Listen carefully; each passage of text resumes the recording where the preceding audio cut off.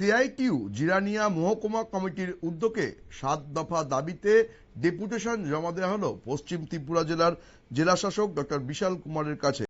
এই কর্মসূচিতে উপস্থিত হয়ে কি বললেন বাম শ্রমিক নেতা তপন দাস, আমরা শুনে নেব তার বক্তব্য।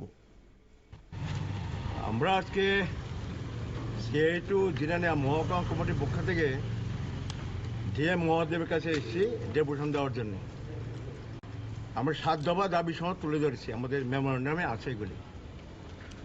প্রথম যে বিষয়টা সেটা হচ্ছে আমাদের জিরানিয়া মহকুমা চম্পকনগর থেকে শুরু করে রানীবাজার অবধি আসামতলা রোড যেটা জাতীয় সড়ক হচ্ছে এখন, এটা বেহাল দশা। দীর্ঘদিন যাবৎ এটা বেহাল দশা, গাড়ি চলাচল করার অসুবিধা, যাত্রীদের অসুবিধা, এবং এখন কাজ বন্ধ অবস্থা প্রায় বলা যায়, কাজ ঠিকভাবে হচ্ছে না। এখন এই জায়গায় দাঁড়িয়ে দীর্ঘদিন যাবৎ এই অবস্থা চলাকালীন সময়ে আমরা বলেছি যে দাবি সনদের মধ্যে যে দাবিটা আমরা করেছি যে অবিলম্বে এই কাজ দ্রুততার সাথে শেষ করতে হবে।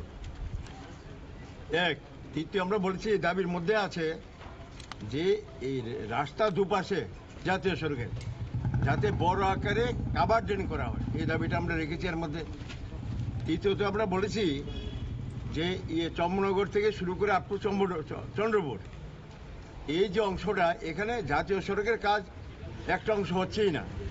তাই এই যে মূল রোডটা, এই মূল রোডের এটা আগেই বামফ্রন্ট সরকার আমাদের প্রস্তাব গিয়েছিল 4 লেন করার জন্য। আমরা শুনে নিলাম বাম শ্রমিক নেতা তপন দাসের বক্তব্য। তিনি জানান যে 7 দফা দাবির মধ্যে দু একটি গুরুত্বপূর্ণ আছে এবং সেটি দ্রুত তারা সমস্যা সমাধানের আবেদন জানিয়েছে। এখন দেখার যে পশ্চিম ত্রিপুরার জেলাশাসক এই বিষয়ে কি সিদ্ধান্ত নেন। নজর রাখবো পরবর্তী সংবাদের দিকে, তার আগে নিয়ে নেব ছোট্ট বিজ্ঞাপন বিরতি।